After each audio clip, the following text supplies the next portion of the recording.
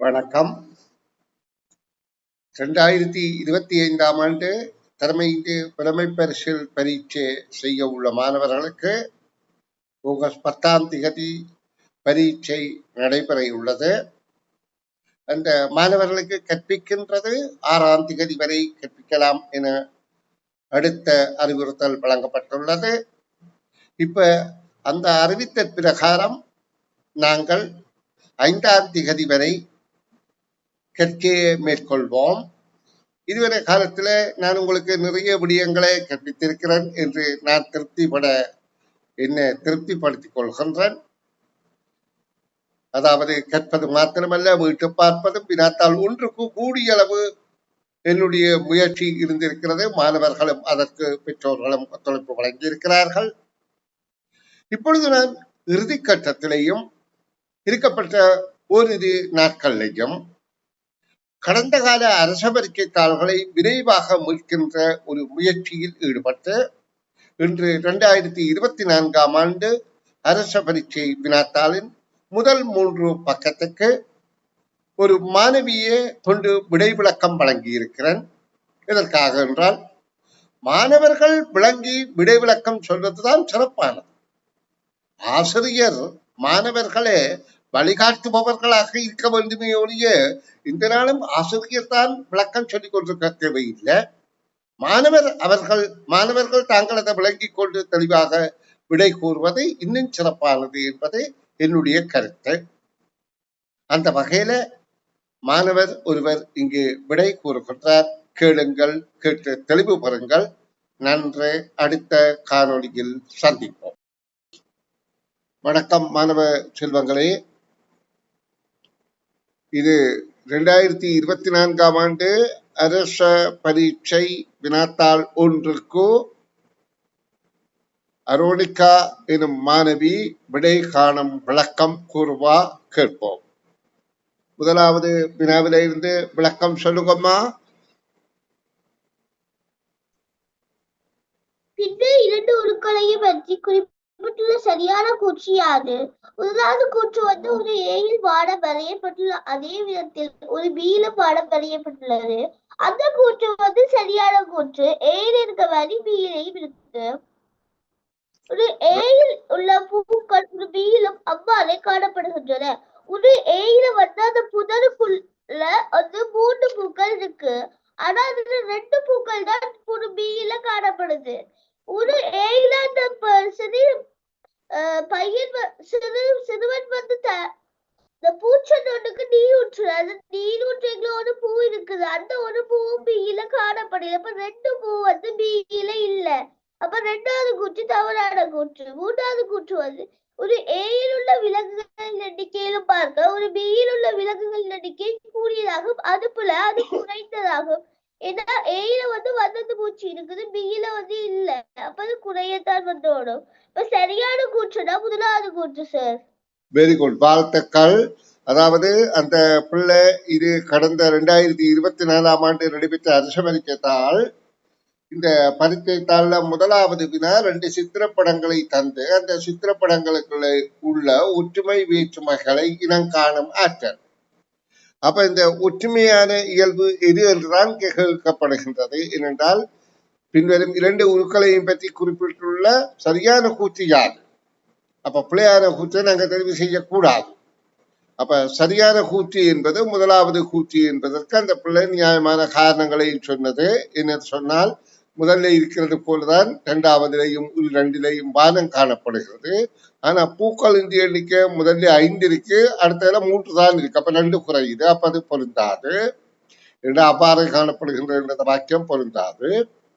விலங்குகளின் எண்ணிக்கையும் பொருந்தாது. ஏனென்றால் இங்காலே மனிதரையும் ஒரு விலங்காக கொண்டால் 3 விலங்காக 2 மனிதரும் ஒரு நாய் நிற்கிறார்கள். அடுத்ததுல அது அப்படியே இருக்கின்றது. அப்ப எண்ணிக்கை கூடியது என்ற கூற்று தவறானது. அப்ப முதலாவது தான் அதற்கு பொருத்தமானது. வாழ்த்துக்கள் அரோனிகா. இனி அடுத்த வினாவுக்கு விடை விளக்கம் சொல்லுங்கம்மா. கீழே உள்ள தாவர இலைகளின் உருவங்களை அவற்றின் வடிவத்திற்கும் பருமனுக்கும் ஏற்ப குவியல்களாக வேறுபடுத்தினார். கிடைக்கும் குவியல்கள் எண்ணிக்கை யாருன்னு கேட்டிருக்கு. இதுல பார்த்தோம்னா முதலாவது நிலையில முதலாவதாகவும் இரண்டாவதாகவும் நாலாவதாகவும் இருக்கிறதை வச்சு ஒரு குவியல் அமைக்கலாம். பிறகு அதுல மீதியா இருக்க அந்த ரெண்டு வச்சும் ஒரு குவியல் அமைக்கலாம். அப்ப முதலாவது நிலையில வந்து ரெண்டு குவியல் அமைச்சுட்டோம். ரெண்டாவது நிலையில வந்து அந்த ரெண்டையும் சேர்த்து ஒரு குவியல் அமைக்கலாம். மூன்றாவது குவியல் மூன்றாவது நிலையில வந்து முதலாவதையும் மூன்றாவதையும் சேர்த்தா இன்னொரு குவியல் 4 குவியல். ஆனா தனியோர் இலை இருக்கு. அந்த இலையிட பருமத்திற்கு வடிவத்துக்கு வேண்ட அதோட வந்து சோடி சேர்க்கலாம். அப்ப அது வந்து ஒரு தனி குவியலா வரும். இப்ப 4 முட்டை கொண்டா 5. 5. வெரி குட், வாழ்த்துக்கள். அதாவது இதற்கான விடை 5 என்பது இரண்டாவது விடை என்பது பொருத்தமான கூற்று. அப்ப இந்த அதாவது இதற்கான விடை 5. இப்ப நாங்க இதுல ஒப்பிட்டு பார்க்கின்ற போது முதலாவதும் மூன்றாவதும் ஒரே வடிவமாக இருக்கின்றன. நான் இதை வேற மையில குறித்து காட்டுறேன். முதலாவதும் மூன்றாவதும் ஒரே வடிவமாக இருக்கின்றன. இரண்டாவது நாலாவதும் ஒரே வடிவமாக இருக்கின்றது. அதாவது இதுல சொல்லப்படுது வடிவத்துக்கும் பருமனுக்கும் ஏற்பார். அப்ப 5ஆவதும் 7ஆவதும் ஒரே வடிவம், 6ஆவதும் 8ஆவதும் ஒரே வடிவம், 9ஆவதும் இந்த ஒன்று தனிய வித்தியாசமாக இருக்கின்றது. பருமனுக்கு ஏற்பது சிறிய பருமன். ஆனா ஒன்றும் தனித்து ஒரு குவியல் என்று கருதப்படலாம். ஆனபடியால் இதற்கு 5 என்பதுதான் விடையாகின்றது. கூட்டம் என்பது மான் ஒன்றுக்கு மேலே இருந்தாலும் கூட்டம் தான். ஒன்றையும் கூட்டம் என்று சொல்வதில் தவறு இல்லை.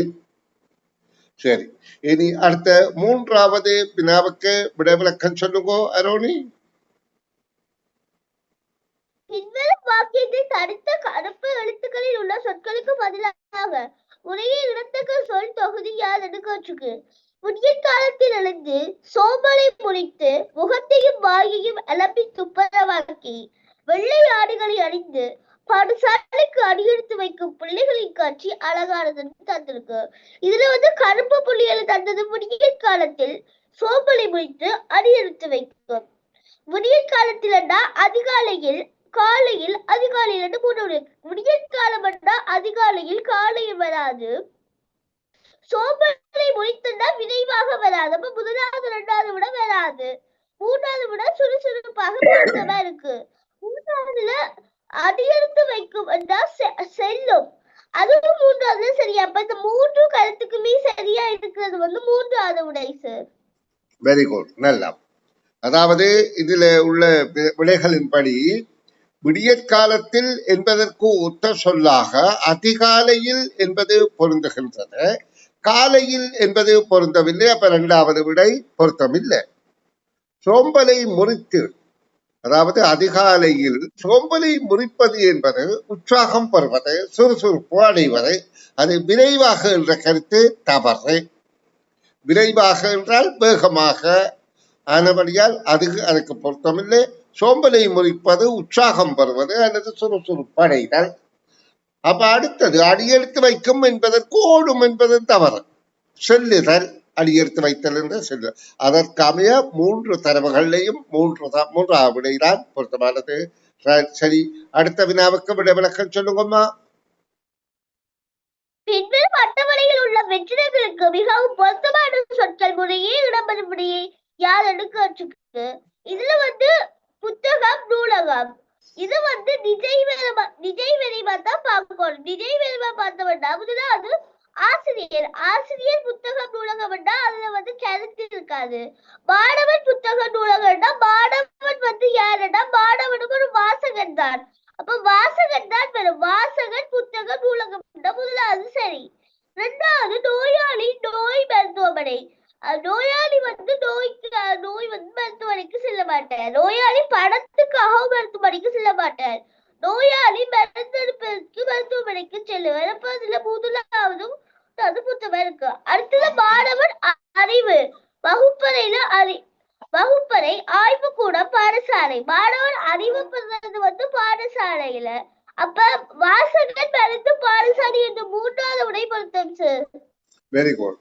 அதாவது இந்த வினாவில நாங்க அறிவுறுத்தல பார்க்க வேண்டும். மிகவும் பொருத்தமான சொற்கள் என்பதை கவனித்துக் கொள்ளணும். ஏனென்றால் அநேகமான சொற்கள் ஓரளவு பொருத்தமாகத்தான் இருக்குது. அப்ப நாங்க மிகவும் பொருத்தமான சொல்லத்தான் வெளியாக தெரிவு செய்வோம். அப்ப எல்லா சொற்களையும் பார்த்துத்தான் நாங்க விடியளிக்கணும். ஆசிரியர் புத்தகம் நூலகம் என்பதும் ஆசிரியர் என்பதும் புத்தகம் வாசிப்பவராக கருதலாம். அப்ப அத இந்த இடத்துக்கு எது பொருத்தமானது? ஆசிரியரா, மாணவனா அல்லது வாசகனா என்று நாங்கள் பார்க்கிற போது ஆசிரியர் மாணவன் என்பதும் ரெண்டும் ஒரே அளவுதான் பொருத்தமாக இருக்கின்றது. வாசகன் என்பது நிறைந்த கூடிய பொருத்தமாக இருக்கின்றது, மிகவும் பொருத்தமாக இருக்கின்றது. எப்படி? வாசகன் என்பவன் வாசிப்பவன். அப்ப நூலகத்தில புத்தகத்தை என்ன செய்கிறது? வாசிப்பதுதானே செயல். இப்ப ஆசிரியர் என்ற செயல் அவர் பாடசாலையில் கற்பிப்பவன், மாணவர் என்பவர் படிப்பவன். அப்ப கற்பவன், அதாவது கற்பிப்பவர் என்பதை விட வாசிப்பவர் என்ற சொல் இங்கே கூடிய பொருத்தமாக இருக்கின்றது. அதே மாதிரி நாங்க அடுத்ததையும் பார்க்கல, இந்த இடத்துல மருந்து என்பது பொருத்தமாக இருக்கின்றது. ஏன்? மருத்துவமனையில நாங்கள் பெறுவது மருந்து. யார் பெறுவது? நோயாளி பெறுவது. அப்ப நோயாளி மருத்துவமனையில் பெறுகின்ற பயன் மருந்து என்பதனால் மருந்து பொருத்தம். அடுத்தது மாணவன் எங்கே அறிவை பெறுகின்றான் என்றால் பாடசாலையில். ஆகவே மூன்றாவது விடை மிக பொருத்தமாக இருக்கின்றன. இப்ப நான் மாணவ செல்வங்களுக்கு சொல்லக்கூடியது என்னென்றால், இவை போன்றுதான் ஓரளவு சிறிய வித்தியாசத்தோட எதிர்வரும் பரீட்சையும் அமையும். அதுக்காக முற்றிலும் வித்தியாசமாக அமையாது. அதாவது மன அழுத்தங்கள், கஷ்டங்கள் என்று பல விமர்சனங்களால ஓரளவு சில வேளையில இலகுவாக இந்த பரீட்சை அமையக்கூடும். அப்படி இலகுவாக அமையுமாக இருந்தால் வெற்றிப்புள்ளி அதிகமாக வரும். அப்ப நாங்க இலகுவாக, அந்த திறமையான மாணவர் இலகுவாக அமைகிறதை விட கடினமான அமைகிறதைத்தான் விரும்ப வேண்டும். காரணம் என்னென்றால், இலகுவாக அமைந்தால் வெட்டுப்புள்ளி அதிகரிக்கும், கடினமாக அமைந்தால் வெட்டுப்புள்ளி குறையும். அப்ப அதிதிறமையான மாணவருக்கு வெட்டுப்புள்ளி குறைவடைவது நல்ல சந்தர்ப்பத்தை வழங்கும். சரி, நாங்கள் இனி அடுத்த பக்கத்தை பார்ப்போம். 2024ஆம் ஆண்டு அரச பரீட்சை தாளின் 2ஆம் பக்க வினாக்கள். இது முற்றிலும் அரச பரீட்சை தாளின் அப்படியே அமைந்த மாதிரியே வினாக்கள் இருக்கின்றன. அப்ப அதுல உள்ள 5வது வினாவுக்கு அரோனிகா எனும் மாணவி, இந்த மாணவியை பற்றி நான் கண்டிப்பாக சொல்ல வேண்டும். இந்த மாணவி என்னிடம் கடந்த 3 வருடங்களாக பயிற்சி பெற்று வருகின்றார். தரம் 3, தரம் 4, தரம் 5 என நிச்சயமாக அவருக்கு அனைத்து வினாக்களுக்கும் தெளிவாக விடை அளிக்க முடியும் என்ற ஆணித்தரமான கருத்தோடு தான் அந்த பிள்ளைக்கு சந்தர்ப்பம் வழங்குகிறேன். இப்ப 5வது வினாவுக்கு அந்த பிள்ளை விடை காணும் விளக்கம் தருவா கேட்போம். சொல்லுங்கம்மா. பின்வரும் கவிதை இதனை பற்றி கூறுகின்றது. ஹோ ஹோ என சத்தமிட்டு கடலிலிருந்து கரைக்கு கிளம்பி வந்து கரையில் நுரைகளை அள்ளி வீசி மீண்டும் கடலை திரும்பி செல்லும். இப்படி செல்வது ஹோ ஹோ என சத்தமிட்டு வருது. அது கடல் அலையும் வரும், கடல் காற்றும் வரும், ஆனா கடல் கரை வராது. கடலில் கரைக்கு கிளம்பி வந்து கரையில் நுரைகளை அள்ளி வீசும். அது கடல் அலைக்கும் கடல் காற்றுக்கும் ஒத்துமா இருக்கு. மீண்டும் திரும்பி செல்லும்டா அது கடல் அலை திரும்பி செல்லும். அப்ப கடல் அலை. வெரி குட், நல்லா. அதாவது இது கடல்ல இருந்து அலை வந்து, அதாவது அலை நுரைகளை தள்ளி திரும்பி போறதை தான் சித்தரிக்கின்றது. அப்ப கடற்கரை என்பது திரும்பி செல்வது பொருந்தாது, கடற்காற்றின் திரும்பி செல்லாது. அப்ப கடற்காற்று தான் நீரோடு சேர்ந்து நுரையாக வருவது இயல்பு. ஆயினும் மிக பொருத்தமான விடை கடல் அலை என்பது ஆகும். அடுத்தது நிகழ்வு, அதாவது தகவல்களை ஒழுங்கும் சந்தர்ப்பங்கள் என்கின்ற விடைக்கு விடைக்கு விடை காண்பிளக்கம் சொல்லுங்கம்மா. ஒரு நிகழ்வில் சில சந்தர்ப்பங்கள் கீழே கீழே தரப்பட்டுள்ளன. ஏ வந்து ஓர் இறைச்சி துண்டை வாயில் வைத்திருக்கும் வேறொரு நாய் நீரில் இருப்பது போன்று அதற்கு தோன்றியது. பி, அது மற்றொரு இறைச்சி துண்டை பறிப்பதற்கு வாயில் திறந்த போது அது இறைச்சி துண்டு நீரில் விழுந்தது.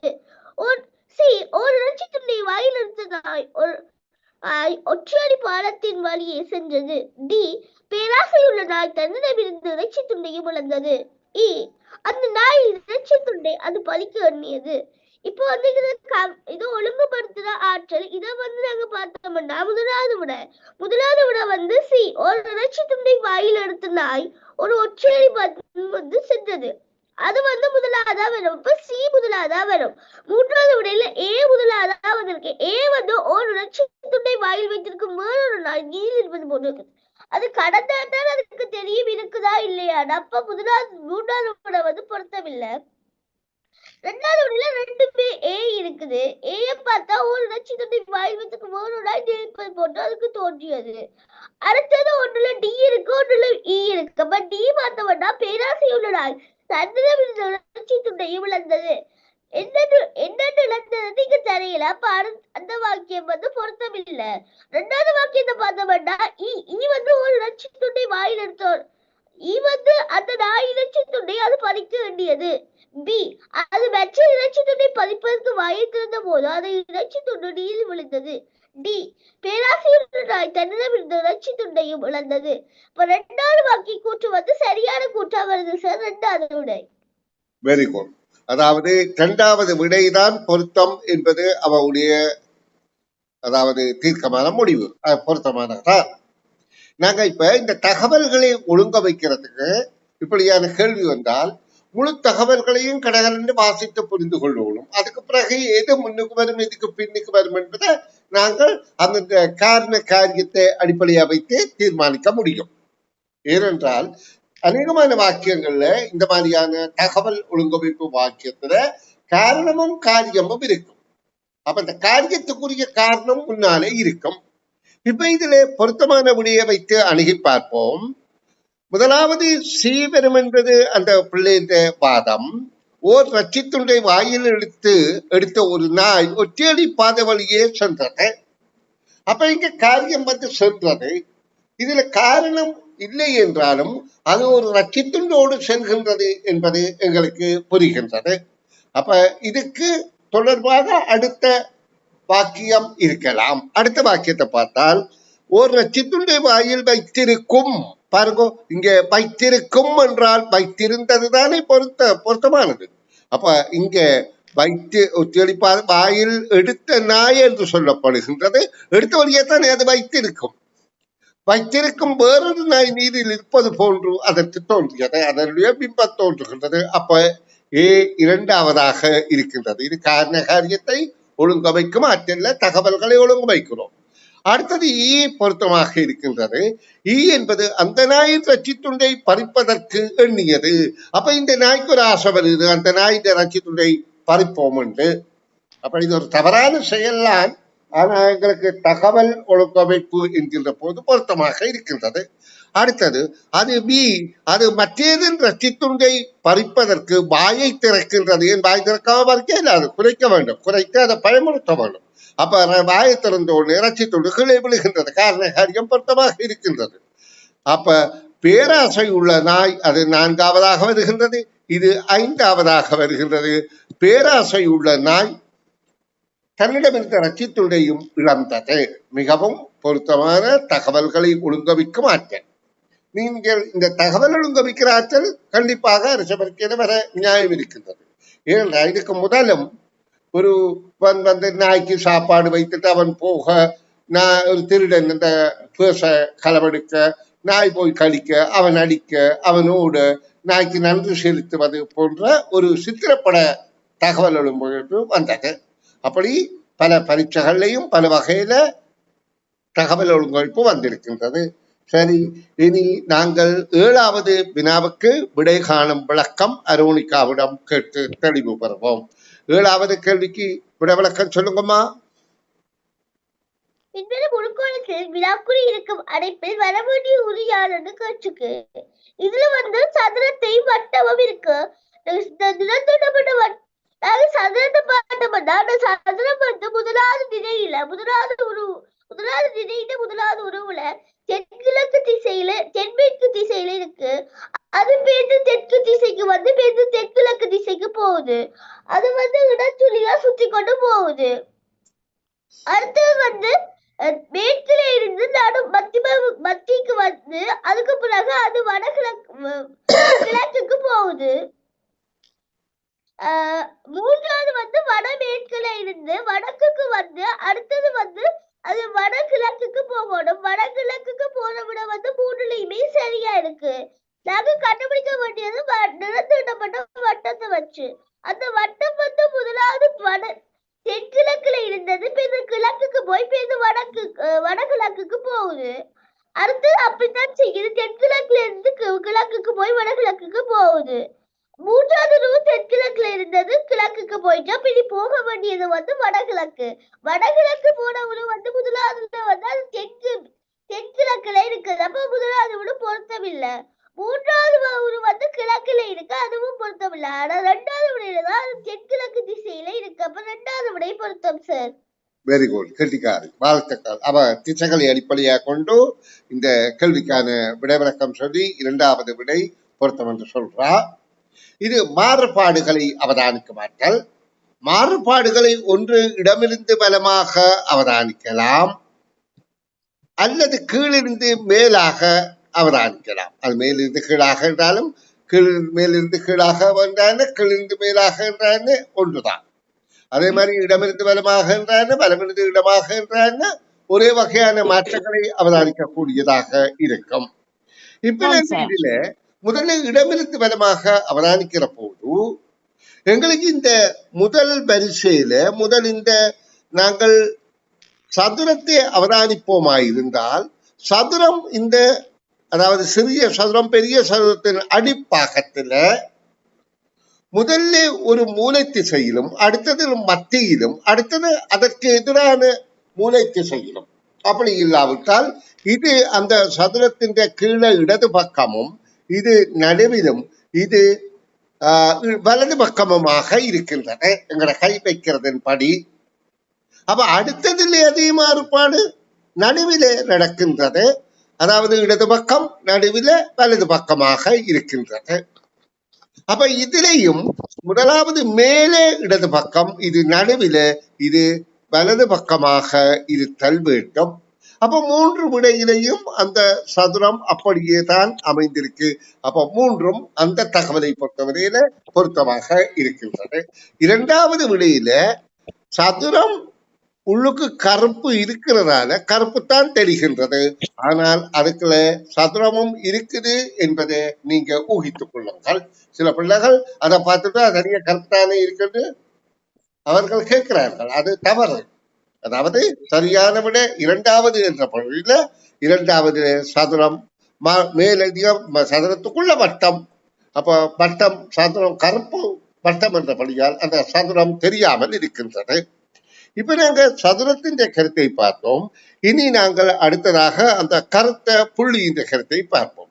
அந்த கருத்த புள்ளி ஒவ்வொன்றையும் எவ்வாறு மாறுபடுகின்றது என்று பார்க்கின்ற போது இங்க பாருங்க, நாங்கள் அதை இடமிருந்து வலமாக பார்க்காம மேலிருந்து கீழாக பார்ப்போமா இருந்தால் இங்க பாருங்க மூன்றிலையும் ஒரே திசையில் இருக்கின்றது இலகுவாக கண்டுகொள்வதற்கு. அடுத்த மூன்றிலையும் ஒரே இடத்துல நடுவில் இருக்கின்றது. அப்ப அடுத்த மூன்றிலையும் ஒரே இடத்துல இருக்குமா இருந்தால் அது இங்கதான் இருக்கும். அப்ப கருப்பு புள்ளியும் அதனால் இருக்கின்றது, சதுரமும் அங்கேதான் இருக்கின்றது. அப்ப இந்த மாறுபாடுகளின் படி இரண்டாவது தான் வினாக்குறி இடத்துக்கு பொருத்தமானது. சரி, அடுத்த கேள்விக்கு விடவிலக்கம் சொல்லுங்கம்மா. அடைப்பில் உள்ள மிகவும் அர்த்தமுள்ள விதத்தில் காட்டப்பட்டுள்ள உரை யாருன்னு கேட்டுங்க. இதுல வந்து சிங்கள எழுத்துக்கள் தமிழ் எழுத்துக்கள் இலக்கங்கள் தந்திருக்கு. இதுல முதலாவது சிங்கள எழுத்து எடுத்தோம்னா அது முதலாவது வந்து சிங்கள எழுத்து தமிழ் எழுத்து அது ரெண்டுக்கும் பொதுவா இருக்கிறது எண்கள். எண்கள் வந்து மாறுபடாது, சிங்கள எழுத்துக்கள் தான் மாறுபடும். மூன்றாவது வந்து ஆடாக்கு ஆடா பாடாக்கு பாடா அது வந்து அர்த்தம் உள்ள வகையில இல்ல. அடுத்தது சிங்கள எழுத்து இலக்கங்கள் எழுத்துக்கள் தமிழ் எழுத்துக்கள், அதுவும் அர்த்தமுள்ள வகையில இல்ல. இப்ப சிங்கள எழுத்துக்கு தமிழ் எழுத்துக்கு பொதுவா வருது இலக்கங்கள் என்றபடியா முதலாவது விட பொருத்தம் சார். வெரி குட், வாழ்த்துக்கள். அதாவது முதலாவது விடை பொருத்தம் என்று சொன்னதுக்கு இந்த அடைப்பில் இருக்கிற விடயங்களை நாங்கள் 3 வகையாக பிரிக்கலாம். ஒன்று என்னென்றால் சிங்கள மொழி சொற்கள் எழுத்துக்கள், தமிழ் மொழி எழுத்துக்கள், அடுத்தது இலக்கங்கள். இந்த இலக்கங்கள் என்பது தமிழ் மொழியும் சிங்கள மொழியும் ஒரே வகையிலான் இந்தோ அராபிய இலக்கத்தை பயன்படுத்துகின்றோம். அப்ப அதன்படி இந்த முதலாவது வினையிலே தமிழ் இந்த அடங்கல் வெறிப்படத்துல இந்த வெண்படத்துல தமிழ் ஒரு பகுதியாகவும் சிங்களம் இன்னொரு பகுதியாகவும் இரண்டுக்களையும் அடங்கிறது. அதாவது இலக்கங்கள் என்னென்றால் தமிழ் மொழி பேசுபவர்களாக எழுதுபவர்களாக இருந்தா என்ன, தமிழ் மொழி எழுதும் போதும் சிங்கள மொழியில் எழுதுகிற போதும் இலக்கங்கள் இந்து அரேபிய இலக்கங்களைத்தான் இங்கே காட்டப்பட்டுள்ளது. ஆகவே முதலாவது விடை பொருத்தமானது. இனி அடுத்த வினாவுக்கு விடை விளக்கம் சொல்லுங்க அரோனிகா.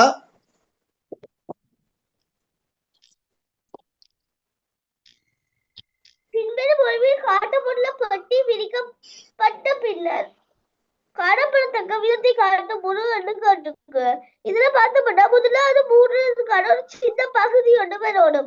அந்த பகுதி வந்து 3லயுமே இருக்கு. அதுக்கு அடுத்தது ஒரு பெரிய செவ்வக சதுரம் தான் வரணும். ஆனா முதலாவதுல அதுக்கு அடுத்தது சிறிய செவ்வகம் வந்து பெரிய செவ்வகம் வருது. ஆனா அப்ப முதலாவது விட பொருத்தம் இல்லை. ரெண்டாவது விட வந்து அது பின்னுக்கு பெரிய பெட்டி இருக்கு. மூன்றாவது விடையும் அதுக்கு பின்னுக்கு பெரிய பெட்டி இருக்கு. சரியான வழிதான் இருக்கு. அதுக்கு கீழே ஒரு சிறிய பெட்டி வரும். அதுக்கு கீழே ஒரு சின்ன பெரிய பெட்டி வேணும். அதுக்கு இதுல வந்து ஒரு சிறிய பெட்டி வேணும். அது சரியா இருக்கு. ஆனா ரெண்டாவதுல வந்து 3 பகுதிகள் வந்து பிழைச்சிச்சு. ஏன்னா ஒன்று நீளமான செவ்வகமாகவும் மற்றும் குறைவான செவ்வகமாகவும் இருக்கணும். அது வந்து 3வதுல சரியா இருக்கு. ரெண்டாவதுல வந்து அது மடிச்சோட்டினா ஒரு கிணறு தான் வரும். அப்ப ரெண்டாவது விடை பொருத்தம் இல்லை சார். 3வது விடை பொருத்தம். அதாவது இந்த 9வது வினாவுக்கு 3வது தான் பொருத்தம் என்பது உங்களுடைய கூற்று. Very good. அதாவது இங்கே நாங்கள் அவதானிக்க வேண்டியது என்னென்றால் இப்ப இந்த கனவுருவை அதாவது ஒரு கனவுரு உருவம் ஏனென்றால் வடிவங்களை கொண்டு ஆக்கப்பட்ட உருவம். இந்த கனவுருவை எந்த அட்டைக்கீலம் மூலம் அதை இணைத்து ஒட்டுவதன் மூலம் ஆக்க முடியும் என்று கேட்கப்படுகிறது. இங்க ஒட்டும் பிரதேசம் தரப்படவில்லை. ஆயினும் நாங்கள் இந்த கற்புலனாற்றலால கண்ணால பார்ப்பதன் மூலம் புரிந்து கொள்ள வேண்டும் எது மிக பொருத்தமாக இருக்கின்றது என்று. இப்ப நாங்க இதுல மிக பொருத்தமானதை பார்க்கின்ற போது இங்க பாருங்க, இந்த பகுதி இங்கே இருக்கவில்லை. அதாவது இந்த பகுதி பின்னாலே இருந்திருக்க வேண்டும், இப்படியாக இருந்திருக்க வேண்டும். அப்ப இந்த முதலாவது தவறு என்பதை நாங்க புரிந்து கொண்டோம். இரண்டாவதுல இந்த பகுதி இந்த 2 இடத்திலையும் இல்லை. இது கற்புலனாற்றல், கண்ணால பார்த்து பிடிக்கிறோம். இங்க பாருங்க, மூடுகின்ற மேல் பகுதியிலே இந்த துண்டங்கள் இருக்குது இல்லை. அப்ப இதுக்கும் பொருந்தாது. அப்போ 3வது பார்ப்பதற்கு வித்தியாசமாக இருந்தாலும் அதுதான் பொருத்தமானதாக இருக்கின்றது. அப்ப அநேகமான பிள்ளைகள் இந்த முதலாவது பிழை என்று கருதினாலும் 2வது சரி என்று தீர்மானித்திருக்கிறார்கள், அல்லது முதலாவது சரி என்று தீர்மானித்தார்கள். 3வது சரி என தீர்மானித்தவர்கள், அதாவது சரியான அட்டைக்கீலம் என தீர்மானித்தவர்கள் மிகவும் விவேகிகளாக கருதப்படுவார்கள். நன்று. அன்பு மாணவ செல்வங்களுக்கு, நான் இப்ப கடந்த வகுப்புகள்ல என்னுடைய முன்னோடி பரீட்சை தாளுக்கு விடை காணும் விளக்கங்கள் கற்பிக்கப்பட்டது. இப்பொழுது நாங்கள் அரச பரீட்சை வினாக்களுக்கு விடை காணும் விளக்கங்கள் கற்பித்துக் கொண்டிருக்கின்றோம்.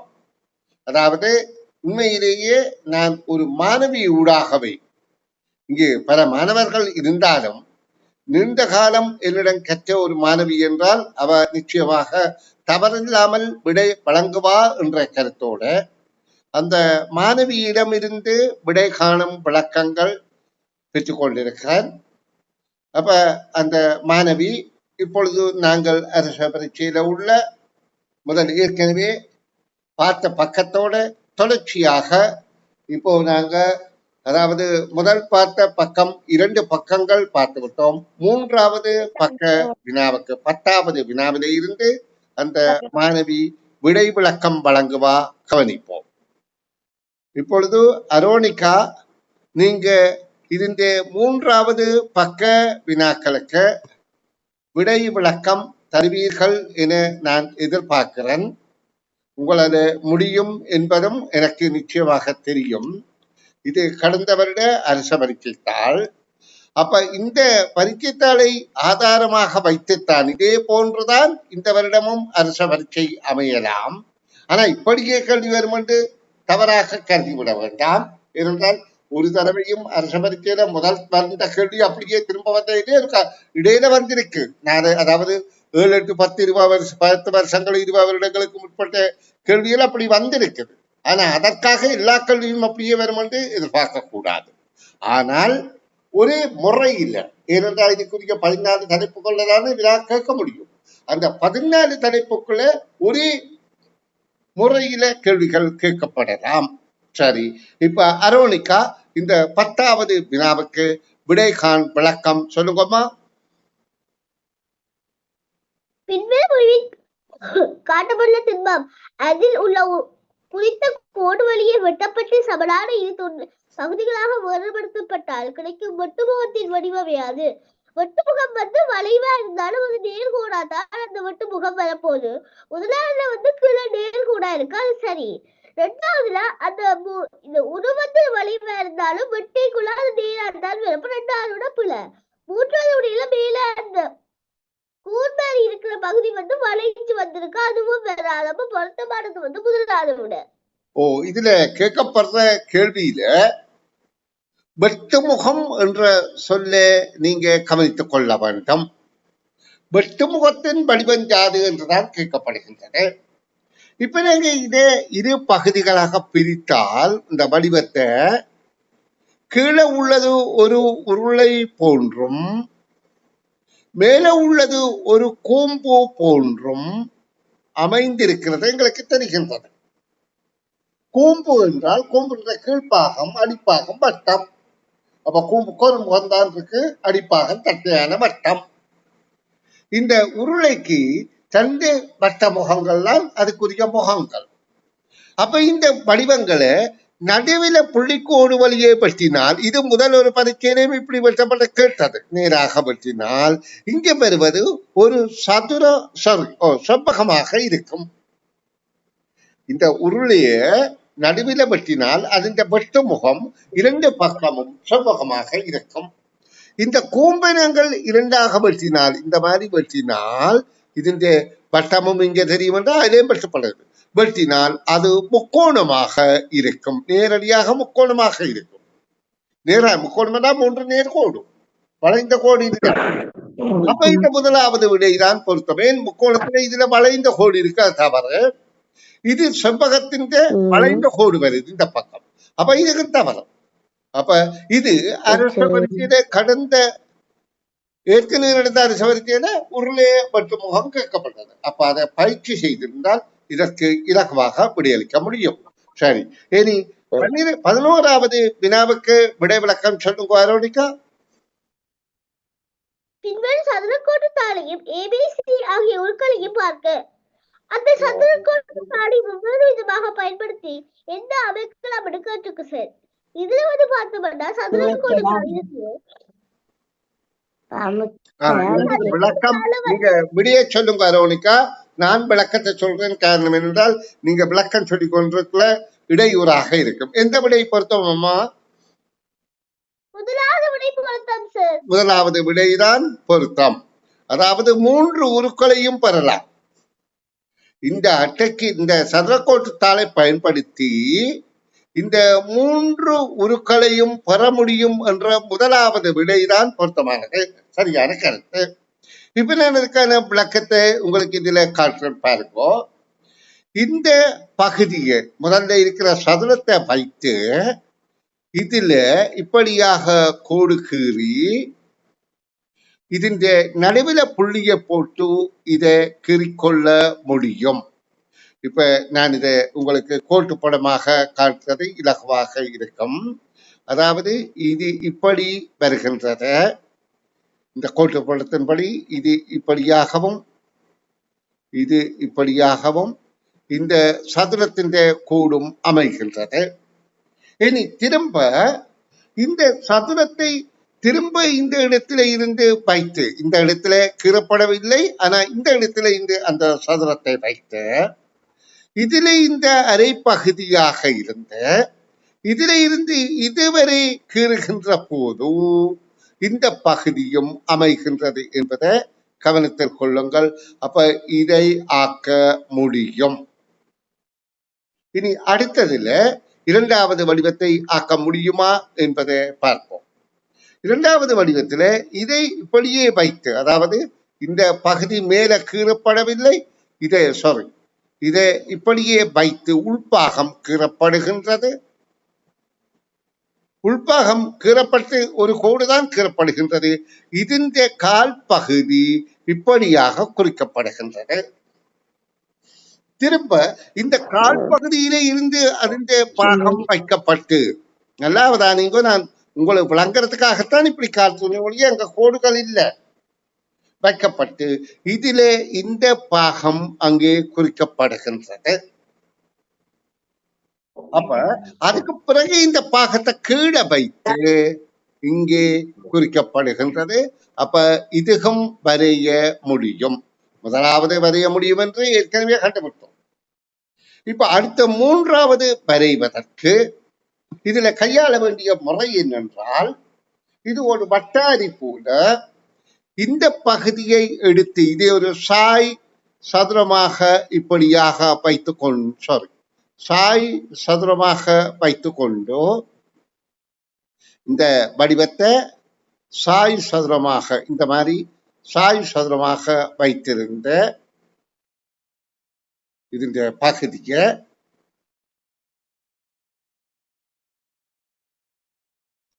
நான் கீறுவது உங்களுக்கு கொஞ்சம் தெளிவில்லாம இருக்கலாம், ஆனா புரிந்து கொண்டால் சரி. இதுல ஒரு குண்டு ஊசியை வைத்துக் கொண்டு இங்க புள்ளி குறிக்கப்பட்டிருக்கிற இடத்துல இதுல ஒரு குண்டு ஊசி வைத்திருக்கப்படுகின்றது. இந்த இடத்திலே பென்சிலை வைத்து இந்த இடத்துல பென்சிலை வைத்திருந்து இதை இப்படியாக கீறுகின்ற போதும் நல்லா கவனிங்கோ, இதே இந்த வட்டாரி போல இந்த குண்டு ஊசியை வைத்து அது ஒரு இடத்துல நிற்கக்கூடியதாக பழைத்து கீறும் போது இந்த கோடை கீறலாம்.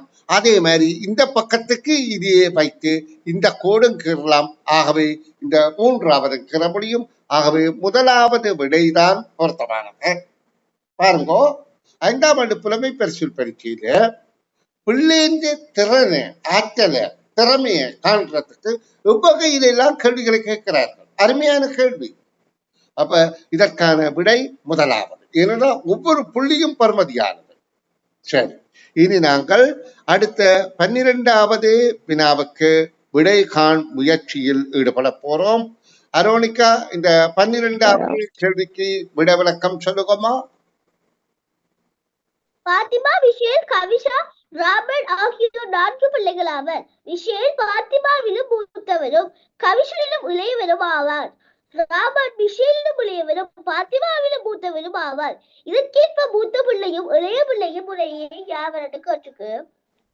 இதுல பாத்திமா, விஷேல், கவிஷா, ராபர்ட் 4 பிள்ளைகள் இருக்கிறோம். அப்ப அதுல விஷேல் பாத்திமாவிலும் மூத்தவரும் கவிஷனிலும் இளையவரும் ஆவார். இப்ப விஷேல் அவன் பாத்திமாவை விட மூத்தவன், ஆனா கவிஷனை விட அவன் இளையவா. ராபர்ட் விஷேலிலும் இளையவன் பாத்திமாவிலும் மூத்தவன்.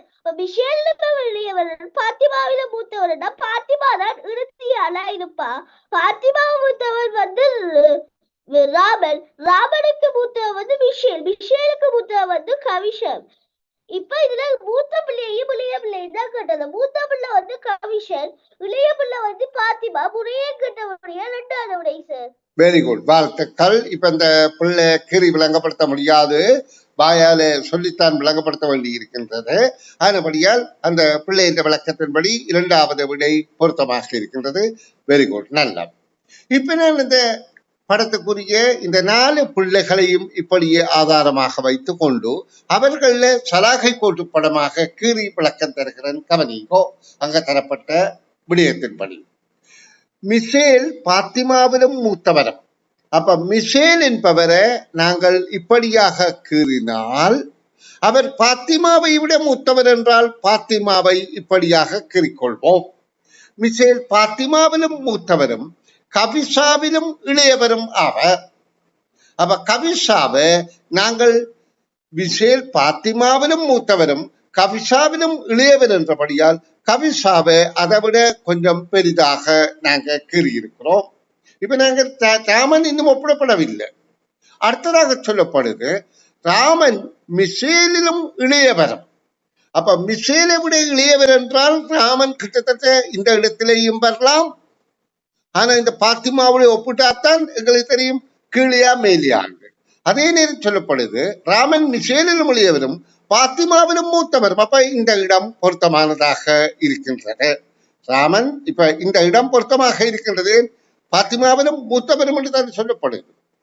இப்ப இதுல மூத்த பிள்ளையும் இளைய பிள்ளையும் முறையே என்று கேட்கப்படப்படியால் மூத்த பிள்ளை கவிஷா, இளைய பிள்ளை பாத்திமா என்ற இரண்டாவது விடை பொருத்தமாக இருக்கின்றது. நாங்க இது செய்யவில்லை. தாள்ல பரிச்சத்தாள்ல இப்படி கீறிப்படக்கூடாது, ஒரு கீறக்கூடாது. அதை பார்க்கறதுக்கு பரிச்சை பேப்பர் திருத்துறவர் பெரிய அறிவறுப்பில சிலவளை சரியானபடியே பிள்ளை என்று கருதி விடலாம். அது நியாயமா இருக்கு. வேறென்றால் நீங்க அதுல தேவையில்லாத கோடுகளை எல்லாம் போட்டால் அது சரியான விட கூடி பிள்ளையாக கருதப்படலாம். ஒரு நாளும் கீர்னதுக்கு மேலே அங்க இங்கே 2 விடைகளுக்கு விடையளிக்க கூடாது. அப்ப இது செய்யவில்லைத்தால் தருவார்கள். அதில செய்து பழக வேண்டும், செய்ய வேண்டும். சரி, இனி 13வது கேள்விக்கு விட விளக்கம் சொல்லுங்கப்பா.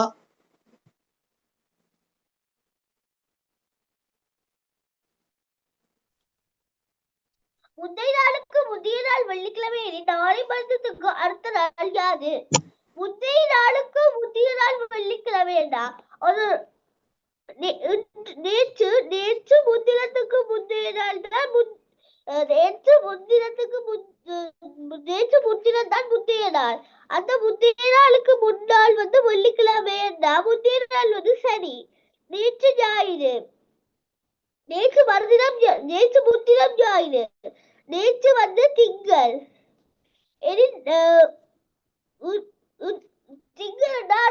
இன்று வந்து செவ்வாய், நாளை வந்து இன்று செவ்வாய், நாளை புதன், நாளைக்கு கேட்டது நாளை மருந்துக்கு அடுத்த நாள். அப்ப நாளை மருந்து வந்து புதன்கிழமையா, அதுக்கு அடுத்த நாள் வந்து வியாழக்கிழமையா இருக்கும் சார். அப்ப இந்த கேள்விக்கு இப்படி விளக்கம் நான் சொல்றேன் பாருங்க. முந்தைய நாளுக்கு முந்தைய நாள். அப்ப நாங்க இது எப்படி கண்டுபிடிக்கணும்? இன்றைய ஆதாரமாக வைத்துத்தான் கண்டுபிடிக்கணும். இன்றுக்கு முதல் நேற்று, இன்றுக்கு முதல் நேற்று, நேற்றுக்கு முதல் முந்தைய நாள், முந்தைய நாளுக்கு முதல் நாள் என்பது இதுதான், முந்தைய நாளுக்கு முதல் நாள். அப்ப இங்கே சொல்லப்படுகிறது முந்தைய நாளுக்கு முதல் நாள் வெள்ளிக்கிழமை என்று சொல்லப்படுகின்றது. அப்ப இது வெள்ளிக்கிழமை என்றால் முந்தைய நாளுக்கு முதல் நாள், முந்தைய நாள் சனிக்கிழமை, நேற்று ஞாயிற்றுக்கிழமை, அப்ப இன்று திங்கட்கிழமை. அப்ப இது ஆதாரமாக வைத்துத்தான் நாங்க விட காணோம். இன்றைய ஆதாரமாக வைத்தோம். நேற்று, இன்றைக்கு முதல் நாள் நேற்று, அதுக்கு முதல் நாள் முந்தைய நாள், முந்தைய நாளுக்கு முந்தைய நாள் தான் இங்கே வெள்ளிக்கிழமை என்று சொல்லப்படுகின்றது. முந்தைய நாளுக்கு முந்தைய நாள். ஏனின் நாளைய மறுதினத்துக்கு இது நாளை, இது நாளைய மறுதினம், நாளைய மறுதினத்துக்கு அடுத்த நாள் இங்கேதான் கேட்கப்படுகின்றது. அப்ப நாங்க இங்க இருந்து பார்த்தால் இது செவ்வாய், இது புதன், இது வியாழக்கிழமை என்ற 3வது விடை பொருத்தமாக இருக்கின்றது. சரி, இனி அடுத்த கேள்விக்கு விட விளக்கம் சொல்லுங்கம்மா.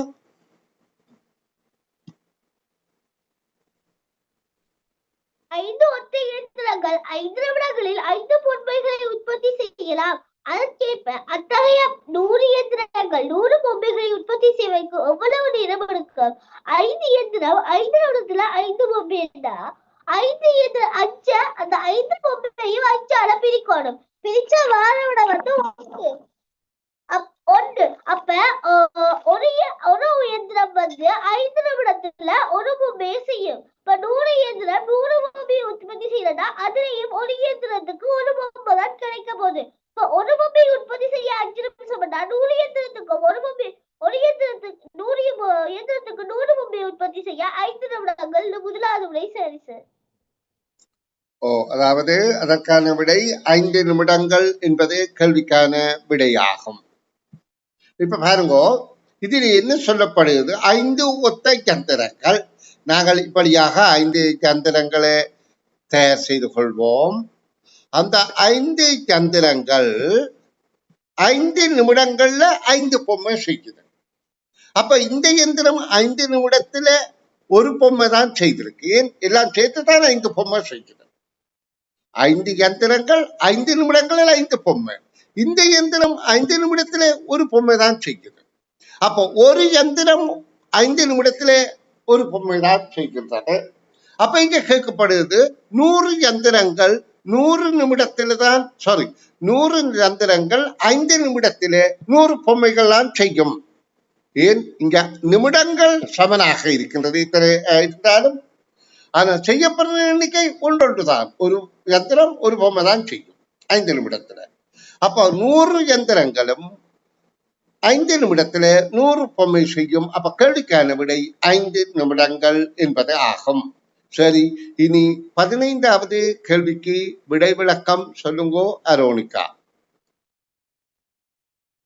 கீதா 20 ரூபாய்க்கு சில பழைய முத்திரைகளை வாங்கி அதே நாளில் அம்முத்திரைகளை ராணிக்கு 40 ரூபாய்க்கு விற்றார். அடுத்த நாள் ராணியிடமிருந்து கீதா அம்முத்திரைகளை அனைத்தையும் 60 ரூபாய்க்கு திரும்ப வாங்கினார். அதன் பின்னர் கீதா அம்முத்திரைகளை 50 ரூபாய்க்கு விற்றார்.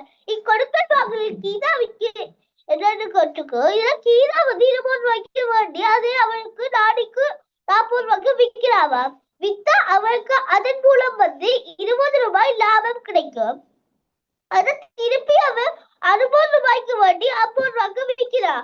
அதுல வந்து நமக்கு 10 ரூபாய் வந்து நட்டம் ஏற்படும். அப்ப 20 ரூபாய் லாபத்துல இருந்து ஏற்பட்ட 10 ரூபாய் நட்டத்தை கழிக்கணும். கழிச்சா வாரவிட வந்து 10. அந்த மீதியா இருக்க 10 வந்து அவருக்கு லாபம். முதலாவது விட லாபம் ஏற்படுகின்றது வந்து சரியான லாபம் தான் ஏற்படுகின்றது. இந்த கேள்விக்கு பல திறமையான ஆசிரியர்கள் கூடி தவறான விட விளக்கம் சொல்லுகின்றார்கள். அதாவது இதை கவனமாக வாசிக்கணும் என்றதை நல்லா புரிந்து கொள்ளுங்க. கீதா 20 ரூபாவுக்கு சில முத்திரைகளை பழைய முத்திரையை வாங்கி அதே நாளில் அந்த முத்திரைகளை 40 ரூபாவுக்கு விற்றாள். யாருக்கு விற்றாள் என்றது எங்களுக்கு அவசியம் இல்லை. அப்ப விற்றதில் இருந்து வாங்கிய காசை கழித்தால் அவளுடைய லாபம் 20 ரூபாய். இது லாபம். முதல் வியாபாரம் மூலம் அவள் லாபம் 20 ரூபாய் அடைந்திருக்கிறாள். அதுக்கு பிறகு அவள் அந்த வாங்கினது 60 ரூபாய். அடுத்த தடவையில அவள் வாங்கினது 60 ரூபாய், விற்றது 50 ரூபாய். அவ கூடின விலைக்கு விற்றிருந்தா தான் லாபம் வரும். இது வாங்கின விலை தான் கூட. அப்ப அவளுக்கு நட்டம் 10 ரூபாய். அப்ப லாபம் 20 இருந்து நட்டம் 10 கழித்தால் அவளுக்கு 10 ரூபாய் லாபம் தான் இருக்கின்றது. அப்ப முதலாவது விடைதான் பொருத்தமானது. சரி, இனி இந்த பக்கத்தின் இறுதி வினா 16வது வினாவுக்கு விடை விளக்கம் தாங்கோ அரோனிகா. சிரம முன்காலத்தில் வானிலை முன்னறிவித்தலுக்கு செவிமடுக்கும் திரு ஸ்ரீபால மழை பெய்யும் நாட்களில் மாத்திரம் தனது மோட்டார் கார் அலுவலகத்திற்கு செல்வார். அவர் மழை பெய்யும் ஒவ்வொரு நாளும் தவறாமல் தனது குடையை எடுத்துக்கொண்டு செல்வார். அதற்கேற்ப பின்வரும் கூற்று சரியானது கேட்டது. திரு ஸ்ரீபால குடையை எடுத்துக்கொண்டு அலுவலகத்திற்கு செல்லும் ஒவ்வொரு நாளும் தனது மோட்டார் காரில் செல்கிறார். அது வந்து எங்களுக்கு சொல்லல. ஏன்னா மழை பெய்யக்குலதான் அவர் குடியை எடுத்துட்டு போறார். சில வேளை வெயில் அடிக்கல அவர் வெயில் அதிக வெயில் அடிக்கல அவர் குடி எடுத்துட்டு போறாருன்னா அதுல அவர் சொல்லி இருக்குது மழைக்கு மட்டும்தான் மோட்டார் கார்ல போறாரு. அப்ப அந்த முதலாவது கூற்று உறுதியா சொல்லலாது. திரு ஸ்ரீபால தனது மோட்டார் கார் அலுவலகத்துக்கு செல்லும் சில நாட்களில் குடி எடுத்துக் கொண்டு செல்வதில்லை. அதுல சொல்லி இருக்குது மோட்டார் கார் மழை பெய்யும் ஒவ்வொரு நாளும் தவறாமல் தனது குடி எடுத்துக்கொண்டு செல்வார். மழை பெய்யுற நாள் வந்து அவர் தவறாமல் குடியெடுத்து கொண்டு செல்வார். ஆனா இந்த 2வது கூற்றுதான் எடுத்து செல்வதில்லை என்றுதான் தந்திருக்கு. இப்ப 2வது கூற்று வந்து பொருத்தமில்லை. 3வது கூற்று திரு சிறிபாலன் தனது மோட்டார் கார் அலுவலகத்துக்கு செல்லும் ஒவ்வொரு நாளும் குடியை எடுத்துக் கொண்டு செல்வார். அது சரியான கூற்று. ஏன்னா மழை வெயிலுக்குள்ள குடியிருக்கிறாருன்னா மழை வெயிலுக்குள்ள தான் அவர் மோட்டார் கார்ல போறார். அப்ப குடியை எடுத்து கொண்டுதான் செல்வார். அப்ப 3வது கூற்று பொருத்தமான கூற்று சார். Very good. இதற்கு விடை 3வது என்பது பொருத்தமான தகவல். அதாவது இந்த 16வது கேள்வியே அவரானிங்கோ, இது தர்க்கம். தர்க்கம் என்றால் கதைக்கிற போது கூடி நாங்கள் கதைக்கிற விடயங்களை தெளிவுபடுத்தி முடியும். ஏன்னா நாங்க சொற்களை சரியாக பிரயோகித்தால்தான் அந்த கருத்து சரியானதாக இருக்கும்.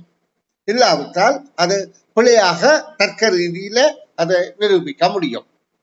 இப்ப பாருங்க, இதுல சொல்லப்படுற இந்த கேள்வி வினாவின் விடயத்தை முதல் வாசித்து விளங்குவோம். தினமும் விடியற்காலத்தில் வானிலை முன்னறிவித்தலை செவிமடுக்கும் ஸ்ரீபாலா மழை பெய்யும் நாட்களில் மாத்திரம் தனது மோட்டார் காரில் அலுவலகத்தில் செல்வார். இப்ப எங்களுக்கு இதிலே தெரிந்தது என்ன? தினசரி அவர் வானிலை அறிவுறுத்தலை கேட்கிறார். அதுக்கு பிறகு மழை பெய்யும் என்ற வானிலை அறிவுறுத்தல் வந்தால் மாத்திரம்தான் அவர் கார்ல அலுவலகத்துக்கு போவார். இப்ப எங்களை விளங்கிவிட்டது. அப்ப மழை பெய்யும் என்ற அறிவுறுத்தல் இல்லாதனால அவர் வேறு ஏதோ வழியில போவார், பஸ்ல போவார் அல்லது நடந்து போவார். அடுத்தது, அவர் மழை பெய்யும் ஒவ்வொரு நாளும் தவறாமல் தனது குடியையும் எடுத்துக்கொண்டு செல்வார். இந்த அறிவுறுத்தலின்படி மழை பெய்யும் என்று சொல்லப்படுகின்ற நாளில் அவர் குடையும் எடுத்துக்கொண்டு செல்வார். அதற்கேற்ப பின்வரும் கூற்று பொருத்தமானது. அப்ப இவர் அலுவலகத்துக்கு போறதுக்கு முதல் வானிலை அறிவுறுத்தல் கேட்கிறார். மழை பெய்யும் என்றால் குடியெடுத்து கார்ல போவார். அப்ப அவர் மழை பெய்கிற ஒவ்வொரு நாளும் தவறாமல் தனது குடியையும் எடுத்துக்கொண்டு செல்வார் என்று சொல்லப்படுகின்றது. அப்ப இதில் எந்த விடை, எந்த கூற்று பொருத்தம் என்று கேட்கப்படுகின்றது? முதலாவது, ஸ்ரீபாலா குடியெடுத்துக்கொண்டு அலுவலகத்தில் செல்லும் ஒவ்வொரு நாளும் தனது மோட்டார் காரில் செல்கின்றார் என்பது சொல்ல முடியாது. ஏனென்றால் 2வதும் அதே தகவல் தான். குடியை எடுத்துக்கொண்டு அலுவலகத்தில் செல்கின்ற ஒவ்வொரு நாளும் அவர் கார்லாம் போறார் என்று சொல்லிடார். இப்ப அவர் வானிலை அறிவுறுத்தலை கேட்டு மழை பெய்யும் என்றால் கார்ல போறார். ஆனா கார்ல போறதுன்னா குடியெடுத்துக்கொண்டு போறார் என்று சொல்லப்படுகின்றது. ஆனா குடியெடுத்துக்கொண்டு போனா கண்டிப்பாக அது மழை பெய்கிற நாள் என்று சொல்ல முடியாது. மோட்டார் கார்ல போறார் என்று சொல்ல முடியாது, மழை பெய்கிற நாள் என்று சொல்லல. அடுத்தது, ஸ்ரீபாலன் மோட்டார் காரில் எடுத்து குடியெடுத்துக்கொண்டு செல்வதில்லை என்றதும் இதுக்கு முரணாக இருக்கின்றது. அப்ப இதுல ஸ்ரீபாலன் மோட்டார் அலுவலகத்தில் செல்லும் ஒவ்வொரு நாளும் குடியை எடுத்துக்கொண்டு செல்கின்றார் என்ற 3வது கூற்றுத்தான் பொருத்தமாக இருக்கின்றது. அப்ப மோட்டார் கார்ல போற நேரம் குடியெடுத்துக்கொண்டு செல்வார் என்பதை சொல்ல முடியாது. ஏனென்றால் அவர் மோட்டார் கார்ல வேற இடத்துக்கு குடியெடுக்கிறாரா எடுக்கலையா எங்களுக்கு தெரியாது. மழை பெய்யாதனாலே அவர் மழை பெய்யாதனால வேற இடங்களே போகலாம். ஆனபடியால் இந்த 2 கூற்றுக்களின் தவறானது தர்க்க ரீதியிலே 3வது தான் பொருத்தமானதாக இருக்கின்றது. நன்று.